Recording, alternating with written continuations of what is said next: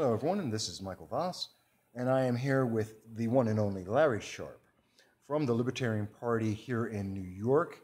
We're having a great conversation. He's just spoken at the Binghamton University Liberty Weekend being put on by the Binghamton University Libertarians and the Binghamton University College Republicans. It's been a great event, and actually, guess what? You may not be aware, you got as many people, actually more, than Beto did in his most recent event. There we go. There we go. So there you go. And I don't even have to have a fake Spanish name. There you go. Good. And you'll hear some background noise, folks. Hey, that's what happens when we're going out there and just putting things out. Now, I wanted to speak with Larry after the fact, and this is about, I think, the third or fourth time we've had a conversation. Yep. Except this time is the first time that we're not in an election. That's true, yes. Every other time I was running. That's right. Yep. So now I'm just dealing with Larry Sharpe, a citizen and an advocate for the Libertarian Party. I hope activist. I hope activist. Well, I don't want to put words in your mouth. Yep. So, okay. And you just had a great conversation talking to a lot of students, a lot of actually a range of people from... Yeah, there were students and non-students. There were local people from the area. One guy drove up from the city. People came from Batavia. People came from other areas. So sure. There were probably half of them were students. And the other half were... Some faculty was there also. Yeah. And teachers. I see this is pretty common because I've seen some of the events you've been at. Yep. And you draw a very wide and diverse group of people. Consistently, I draw women and men. Mm-hmm. Consistently, I draw Democrats, Republicans, and independents, libertarians. I don't often draw a lot of people of color unless I'm in New York City. New York City, I draw lots of people of color. No. Right? New York City, lots. And more black than Hispanic. Why? I mean, this is the weird part. In every poll we've done, I do better with Hispanics than I do black. Every poll. Yes, really, really odd. But when it comes to actual events, Hispanics don't often show up. I don't know why. I have no idea why. But they love me. They all online presence love me. In person, if I'm in New York City, heavily black, not as much Hispanic. It's interesting. Yes. And, you know... I don't know why. And it's for people who look at politics, follow these kind of things, that's really interesting numbers when you start going through it. Absolutely. And that just gets my brain going on that political side in such an interesting way. And I did Western New York 2 weeks ago after the campaign. And I found a huge chunk of women. One of my events had more women than men. Literally, more women than men. And that was rare during the campaign. After the campaign, having more women in the room than men actually happens. And I also find often people come to the events now, people didn't vote for me. And see, that goes into what I have to ask as the first question. Now that the campaign's over, now that that aspect has died down a little bit, you're still out going around, going to events, and you still have people coming to the events, which is, you know, a lot of people don't think about it. After the election, you're not running for anything. That's correct, yes. And people are showing up. Yes. And like I said, you got more people than Beto O'Rourke, you know, people the buying fake t-shirts, Hispanic. You saw them. Yeah, they were just buying t-shirts for you. Absolutely. So why do you think that is? Because I'm the only guy who's talking about the real problems of New York. That's the issue. When I show up, I talk to people about what's actually happening, how the education system's failing, and here are my plans to fix it. And I tell them what's actually working. There's change happening already. I told you about my MTA plan that's actually starting to be put in place. SAFE Act, raising money through bridges and tunnels. That's already starting to happen. Don't get me wrong, it's small, obviously, but that's the only thing that's changing. Nothing else is. Right. And then when people say, Larry, my son or my daughter has this problem, or my husband or wife has this problem, I go, yeah, I heard. And here's how we could actually fix that. And here's an answer for someone who actually cares about what's happening with you. Now, don't just talk about platitudes. You saw there were things I said people didn't like. I took a stance on things that not everyone liked. But I said what was actually happening. No one, at least in that room, said, you're lying. They might have said, I disagree, but no one said, you're lying. And that was a common thread throughout the campaign and even after. The idea that most people believe that I'm saying what I actually feel, which sadly, that's rare for politicians. That's sad, but it's true. It is. They actually go, they may disagree with me, but they'll go, no, he believes that. He thinks it's true. And the problems he's saying are real problems. Even though I may disagree with how he wants to fix it, they still know that I have an actual issue and a concern, and we have a way of fixing it. Yes. Well, and we have some people coming by, folks, so don't mind that. But let's ask, this kind of leads into another question. And actually, give me a second. Yeah.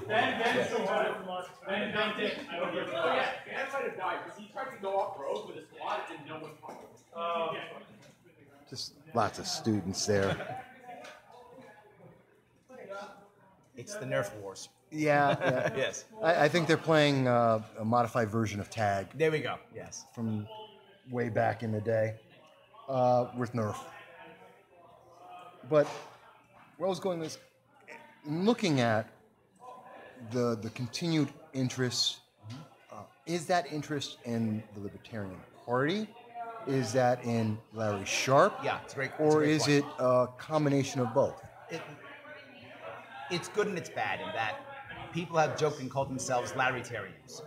Larrytarians. Yes, because I think most of it was because of what I was saying, right? Look, when anyone goes to any movement, Libertarian Party, Republican Party, Democrat Party, whatever it is, some idea, it starts because someone said something that they agreed with or thought was interesting or new, right? Oh, that thing makes sense. I like that. Who's this guy? Then they go. In New York, I was that guy, right? I was the messenger. I said, hey, here's some ideas. One of the reasons why I keep going is what you just talked about. I want to convert the Larrytarians into libertarians. I'm trying to build the party out as a whole because I am a libertarian. So I am. That's why I ran as a libertarian. So I think many of them came because of me. People have told me that. I'm a Larrytarian, I'm not a libertarian. But I want to get more to become libertarians. I'll take Larrytarians. I'll take them. Because if you're going to stay Democrat, Republican, but support the ideas that I've talked about and vote for the right people when the time comes in your area that will support these ideas, I'm good, right? I don't have to get credit for these things. My website, LarrySharpe.com, is still up with all the policies. Anyone can steal them. Steal them. My goal is to change the state, make it better. Who gets credit? I don't care. But I do want to move past me, right? If I get hit by a bus tomorrow, does it end? I don't want that. So I'm trying to convert them to libertarians. Right now, it's still more Larrytarians, libertarians, but we're slowly changing that. That's part of my mission. Okay. Following that vein and looking at that, we've seen, are you getting feedback, and what feedback are you getting from the Republican Party, the Conservative Party, even the Democratic Party to some extent? Because obviously you've made a very big, you've helped to move the Libertarian Party into a brand new position and change the balance of power in New York State. 100%. How are they reacting? The conservatives just ignore me. The party itself totally ignores me. The actual conservatives love me. If you're an actual conservative in New York State, you like me. You may not want to change your party, but you know I was the only candidate who actually respected conservatives. The others didn't, and they saw that. So the actual New York conservative tends to like me, if not support me, at least like me. They tend to. The party elites can't stand me because I make them look bad. They don't like me, don't talk to me at all. Republicans, the establishment hates me. They still have like pages against me. They still say bad things about me. The establishment hates me. But the average Republican is either neutral or likes me.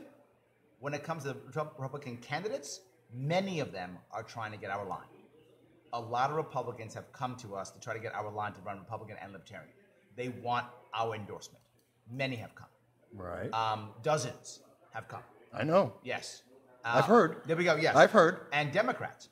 Downstate, Democrats are coming for us also. They're trying to run in the Bronx because for those of you who might not know New York City, it's so establishment. If you're an out-of-the-box Democrat, you can almost not get anywhere. And they want to try because of Alexandria Ocasio-Cortez, right? But AOC was an anomaly. She was the perfect storm. I would hope so. Well, no. I mean, the part I like about her is she was a regular person trying to get something done. Right. I give them total respect for hustling. Yeah. I think her policies are insane. Yes. I'm talking her as a person. Well done. She busted her run for that seat. She got a team together. She knocked on doors. She did a lot of work for that seat. So I give her credit for that. I wish more people would be more grassroots and would make that happen. Maybe not her policies, but conceptually, right? And those people who are now out of the box, who want to hustle, are looking to us because we have infrastructure. The Democrat Party won't give any infrastructure to that person who's out of the box. They'll only give it to, in New York City, they'll only give it to the person who actually, is part of the establishment. See how hard Cynthia Nixon struggled, Yes. right? Yes. And she's famous, and she struggled. She didn't get 5% vote at her convention, Yeah. and she's famous. So a lot of Democrats in the city are looking to us for that same reason. Okay. As a general rule, the average Democrat in New York City doesn't even know who we are. They have no idea who we are. They have no idea what we do. They just don't know. The average Democrat. But the Democrat who's trying to run for something, many of them want us, if they're non-establishment. So that's a question now. The Libertarian Party, now officially recognized throughout New York State, has grown substantially. Yep. And that expansion then has a certain responsibility. Sure. We've more than doubled in just 4 months. And so what do you see happening from that? Because, I mean, the first question that has to be asked, and I asked this during the event, and I want to go over it again, is where's that end game? Where is the goal post for the Libertarian Party, short term and long term? Sure. What we want to make happen is we want to make the step that in a statewide election, we get second place. That's the goal for the short term. Second place. Because if we get second place, that shakes up the entire Board of Elections. Right. And will allow more power for third parties in general. Right? It'll give Green Party, Conservative Party, Reform Party, Independence Party, well, not Reform, they don't exist anymore, Independence Party, some real power. Because right now the Board of Elections is run only by the top two parties. Yes. So a second place for us, I mean, that's a home run. That helps, it changes the state itself. It gives, it takes the, right now, I'll give you a good example. When I would go to Western New York in very red districts, right, very red areas, I'd go to a fair, a county fair. I'd have a booth, the Republicans have a booth, Republican booth, empty. Just signs. No one's there. Why? Who else are you going to vote for? It's a red state. It's a red county. Who are you going to vote for? They didn't even try. Right. Same in the blue districts. The Alexandria Ocasio-Cortez. The primary was the election. Right. She had a Republican opponent. No one could name him. It was a woman, actually. Yeah, her. Thank you. And that's about all I remember. That's correct. You can't name her, right? The press didn't cover her. Nothing. It was completely ignored. Yeah. Right? So once you break that where third party matters, then the dominant party in any given area has to actually work for that vote. They have to earn that vote. And they can't just go, I'm not them, so vote for me. This is a big change. We do this. It'll change how we do voting. It'll change how we do elections. It'll change the outcome. Right now, it's just, I'm not the other guy. I'll protect you from the bad guy. Versus, I'll actually do something to help you out. Well, and a lot of people are looking, obviously, New York State, we need help. Yes. There is no question. We're losing people. We're going to lose 2 members of Congress. Yep, that's how bad it is. 2021. That's guaranteed. We've lost somewhere around 1.3 million people. And based on the current numbers, we may be accelerating that now that New York City is officially losing population. And if we have a census that doesn't count illegal aliens, those numbers may be substantially. Correct. It's potentially possible we could lose 3 members of Congress. Yes. If they actually are asking, or people who are undocumented are afraid of answering questions, you're right, we'll lose a whole lot more. Yeah. You're right. There's got to be at least 500,000 to 1 million in New York State. Which puts us right on the edge of potentially losing a 3rd member of Congress. Yes. Add in the continuous exodus. In February, we were told we lost at least 2.3, actually wound up being $3.2 billion in tax revenue represented by the people who left. Yep. We know in Putnam, Westchester in 2018, just in the first 6 months, we lost 28,000 people who represented $48,000 per person. Mm-hmm. The entire middle class is running out of New York. As fast as they can. And they're running faster as we have these new laws being instituted under the single-party democratic government. These are facts. Yes, agreed. So with that said, how is the Libertarian Party looking at that? Are you looking to keep people? Are you trying to convert people to? What's the point of New York? Number one, the advantage you just talked about, this one advantage. Both sides are unhappy. Republicans are clearly unhappy in the state. That's why they're leaving in droves. Clearly they're unhappy. But they want to stay in New York because they love New York. They hate the government. Libertarians give them the opportunity to stay in New York, not waste their vote on a Republican, and still give us an opportunity. Because when our voice gets heard, things change. I mentioned it during the session. I talked about the SAFE Act and how to ignore and not enforce the SAFE Act. I got 2% of the vote, and they're doing it already. Imagine if I got 30%. Yeah. Imagine if I got 25%. I still go to events. I get 2, 3, 4 dozen people that show up. I got 2% of the vote. Imagine if I got 30%. I still get on TV. I still get radio. Imagine if I got 30%, 20%, right? I talk about my MTA plan. They started to pick up pieces of my MTA plan in New York City. I got 2% of the vote. Imagine if I got 20% of the vote. That's what I'm showing. Vote for me. People will listen to me. People will listen to our ideas. People will start taking our ideas, and we'll start changing the state. But Democrats are also unhappy. Most Democrats I know hate Cuomo and voted for him. Yes. Hate him and voted for him. Quite a few. Yes, they just don't like Republicans. Oh, sorry, they're afraid of Republicans. That's maybe a more accurate statement. They're afraid. They think, oh, Republican, if they win, then all my kids are going to be murdered tomorrow. They're so afraid of Republicans, yeah. Right? And Trump is going to kill us all. He's going to eat our babies, right? I mean, they're so afraid. So literally, I have friends who voted for Cuomo, and then 2 days later, protested the Amazon deal. Right. It's his deal. Why did you vote for him? Yeah. Right? Or now they're mad because in New York City there's congestion pricing. You voted for him. You voted for it. Why are you mad? You should be happy that you voted for the guy. You're getting what you wanted. He's like telling the truth. Yeah. What's wrong with you? These are the policies he told you he was going to put in. That's correct, and he's doing it. Yeah. So I think when we can tell people, look, you can vote for Libertarian. You can still be liberal. We're not going to force you to be anything. We're not going to eat your babies. None of that stuff. You can still be you, but you don't have to vote for someone that you know is corrupt.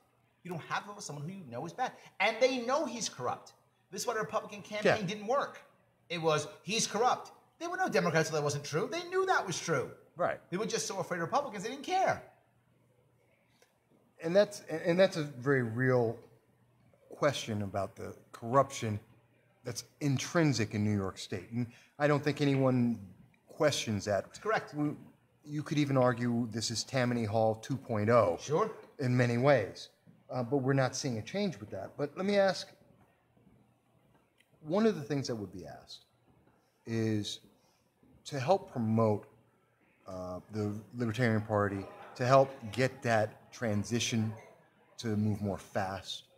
Many candidates sometimes go from one election directly into another one, trying to get that momentum to continue in that way. Mm-hmm. And you happen to be, and we were talking about Alexandria Ocasio-Cortez, AOC herself, who I'm not a fan of at all. Nor am I. But she's your representative. She is. You're in the New York 14. And people would say, well, why wouldn't you transfer this momentum into a race against her, especially when we know Nancy Pelosi hates her guts. I'm happy to explain why. The first reason is I'm not going to win, nor will I make any impact. Before you go further. I will make neither. I won't win nor make impact. Well, I got to ask. Please, go ahead. Why do you say you wouldn't win? She's very popular in her district. Is she? Yes. I mean, being outside the district, you hear lots of different things. District. Okay. She's popular. Don't get me wrong. Are some of them mad she's spending so much time on bigger issues? Yes, but not enough to vote for her. Not enough for that. They're disappointed. That doesn't mean they wouldn't support her. Okay.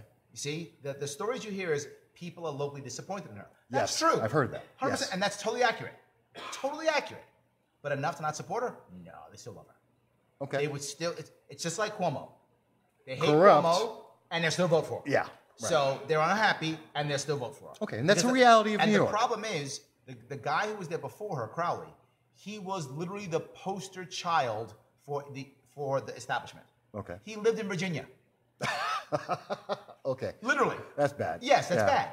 He didn't even realize she was running against him. He didn't realize it. Yeah. He was caught completely off guard.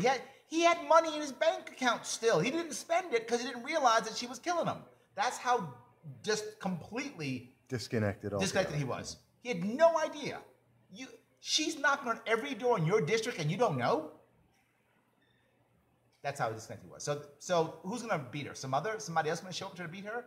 She gets so much press. She was on Deezus and Mero, which is the Bronx show. Yeah. I mean, she is just hard. Well, that explains, and I know people would say, well, why wouldn't you run? How can you be so sure of that? So, and those are But realities I'll of go New one more York. step. Let's say I can win.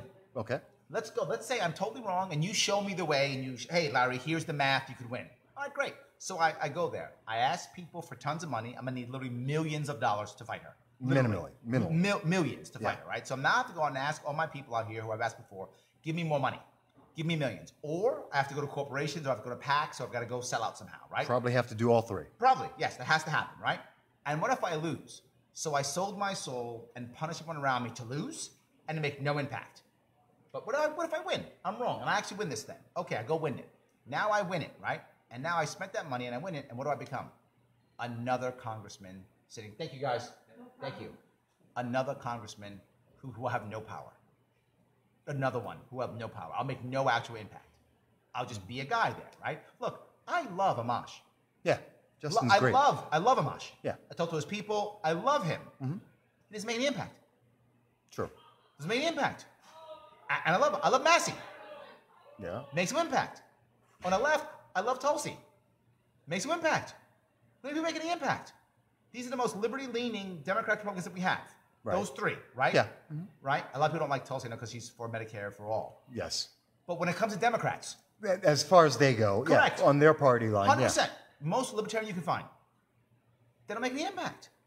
Now, what if one of them were to run for president and actually get the big stage? They might make more impact if they were to do that, right? I know Tulsi's running now. If she gets the nomination, she'll make some impact, right? Massey and Amash aren't running. But if she was running, she might make some impact. Maybe. So why would I want to be a congressperson, spend that money, time, and energy to make no impact, when I'd rather wait till 2022, run for governor again, and make impact, win, lose, or draw? Okay. Win, lose, or draw 2022, I make impact.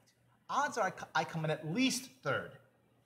At least third. Which is realistic. At least. Yeah. That's impact. People notice that. They will hear my ideas again. I'll be back. I'll be talking to you again like this. We'll be doing this again. Right. Right. More people hearing it. I'll make actual impact in my state, which will again affect the country because people will start stealing my ideas. They're doing it in D.C. and Florida already. So they're gonna start stealing my ideas, and that's what I want. Impact is it. Look, if I'm gonna sit there, I'm gonna start bugging you, say, Michael, give me some money. I need money. I need time. Right. I don't want to do it just cause. I want you to invest. Right. I want you to be like, yeah, I'm putting money into this. I'm putting my time into this because there's gonna be something at the end. That's why. Well, see, and it's important to know because a lot of people think, well, a lot of people who aren't in politics or are looking at it in a very short term don't always necessarily see there's a path there or there's a plan there. And I know that they ask. Yes. And I've been asked before, what do you think he's going to do? I'm like, well, I'm not exactly sure. Now, today, I have a much better idea. And so that's always important. Would I run in 2020 only if I thought there was going to be some impact in something? If I don't think there's going to be impact, again, it bothers me. You heard me say it. When I ask people for money, I put my own money in too. Mm-hmm. I never just ask, I put my own money in. Right. And I don't take a salary, so I'm literally losing a year's worth of salary. So if I'm sacrificing myself, I don't have a problem asking you for money. And I ask money all the time. I did it down there. I always ask for money. Right. Because I'm putting my own money in. I can do that. I feel comfortable doing that. But if I'm going to do that, there's got to be some outcome that makes sense. I don't want to sacrifice another year and a half of my life. Yeah. In elections, for people who haven't run in an election, they just don't understand. I have. So you know. And running for Congress, spent a year of my life doing it. And absolutely. It takes a lot. It does. It's a toll. It's a major toll on you. Absolutely. So I do understand and appreciate that. Let's go back to talking a little more about the Libertarian Party. Right now, we see and we were talking a little bit about this, 2020 race, it's going to be massive. Mm-hmm. We've got 33 potential candidates, 19 have declared already. There is a massive race in the nation to go to the furthest of the far left. Mm-hmm. We're seeing gender identity politics, or what I like to call micro-categorization, occurring, and the nation is being Because you know what twisted. It makes it fair when you put people in boxes? Putting them in more detailed boxes. Yeah. That makes it completely fair at that point. Yeah. We're not just black men. We're old black men or whatever else, straight black men. I mean, exactly. It's like, how many boxes? Now it's okay. Yeah. Because I've got 7 boxes. Now I'm better. Yeah. Right. And that's where they're going. Yes. And as much as we're laughing about it, and I think there are many Republicans, conservatives, and libertarians that do laugh at that and say, that doesn't make sense. We're seeing that the left, AOC and many others, Ilhan Omar and several others, are pushing even further. Yep. And according to Tom Prince, DNC chair, this is the direction in the future of the Democratic Party. Yeah. Given that that's where they're going for 2020, given that's where they're saying they're going to take the party, how do you see, specifically in New York and maybe even generally on the national level, how do you see the response from the Libertarian Party? Yeah, to be forward, we're probably going to struggle. I'm not sure we're ready. If I look at how New York responded to me winning, our party was not ready at all. Remember, the Libertarian Party has been losing elections for 40 years. Sure. So we all of a sudden got ballot access in New York State. We hadn't had ballot access since I started 46 years ago. Yeah. So it's the first time. We were like, oh, we got ballot access? Now what do we do? Right. We really didn't know how to act, to be forward with you. And it took us several months, and we're still working on it, right? You know, our chair is speaking now, talking about how we had to get around that and react. And we've struggled, to be forward with you. We've struggled not knowing how to take advantage of this. What I want to do is I want to say, look, no matter who you are, we focus on one thing. And you heard me say it in the room, respect. True. This is the real reason why left and right don't get along. It actually isn't policy, believe it or not. Think about it. You go back 10 years, there were Democrats that wanted to build a wall. Yes. Right? Many yes, of them. And Republicans like, cost too much money, fiscal conservative. Remember? Republicans didn't want the wall, and Democrats wanted the wall, right? Because Republicans couldn't, how are you going to pay for it? Remember that? Yeah. Now it's the reverse. Now it's the Democrats, oh, how are you going to pay for it? Republicans got to have the wall. It's not policy. It's the idea that we don't respect the other. Right now, if you're a conservative and you call someone a liberal, that's not a descriptor. That's an insult. True. If you're a liberal, you call someone conservative, that's not a descriptor. That's an insult. But if you're libertarian, it's just a descriptor. You're conservative. Okay, that's not a good or a bad thing. That's just you doing you. Right. Right? You're liberal. That's just you doing you. So we're the ones who show respect. And the hope is people who are feeling disrespected but disagree with where their party's going will come to us. That's what I'm preaching constantly. Many libertarians aren't. I'm hoping more will copy me. Right? I'm the one saying, you heard me say it, we're about respect. I don't need to convert you. Right. I don't need to convert you. If you're a liberal and you hate Democrats, I'm here for you. If you're conservative and you hate where the Republican Party is going, I'm here for you. That's what I'm trying to achieve. If we copy that, I don't know if we will, we're going to gain a lot. Because there are a lot of people who are conservative but don't like where the Republican Party is going. More right now who are liberal who don't like where the Democratic Party is going. But neither side feels they have anyone else to go to. There is a lot of people in that confused ground. Yes. I and I agree. think we could easily, in reality, it is possible for us in 2020 to easily pick up 10 to 15% electorate. It's possible if we do it right.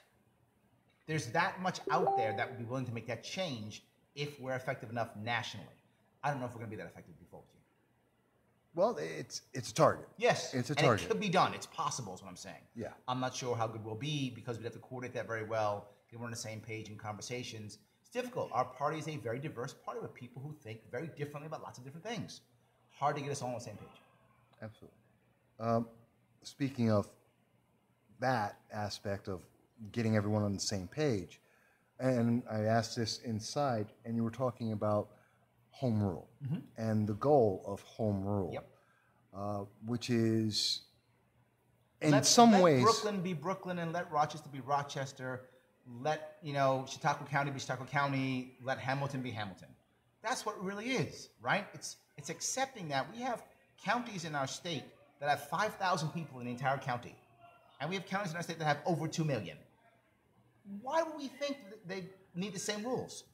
Why do we think these people think the same way? Of course they don't. They live in different worlds, which means they should have different rules locally. Okay. The state government right now does the old, elections have consequences. So I won, so I'm going to impose my will upon all of you. We want the state government to just be, look, I'm not here to impose anything. I'm here to make sure that when the local bullies come to beat you up, I stop them. I step in when your rights are being violated. That's when I step in. Otherwise, if you're happy, good luck. I want the government not to be some kind of daddy nanny state, but instead to be a firefighter. Okay. You're in trouble? Call me. I come put your house out. I'm fine. But your house not on fire? I'm gonna stay over here. Okay. Well, taking that to a logical step, there's a big movement throughout the state for sanctuary cities, sure, and also for sanctuary Second Amendment cities. Absolutely. So one's for illegal aliens, one for Second Amendment. Absolutely. I'm totally okay for both. Home rule. Look, here's the reality. If there's a second piece that goes with this, the idea of home rule isn't only sanctuary. That's one aspect. The other thing has to be ending unfunded mandates. I talked about that like there was no tomorrow during a campaign, because when you have unfunded mandates, it makes every county pay for every other county. Of course you don't like what New York City does or what Buffalo does or what Hamilton does, because you're paying for it. Right. But how about if you end unfunded mandates and more of your money stays in your county and you pay for what you want to pay for?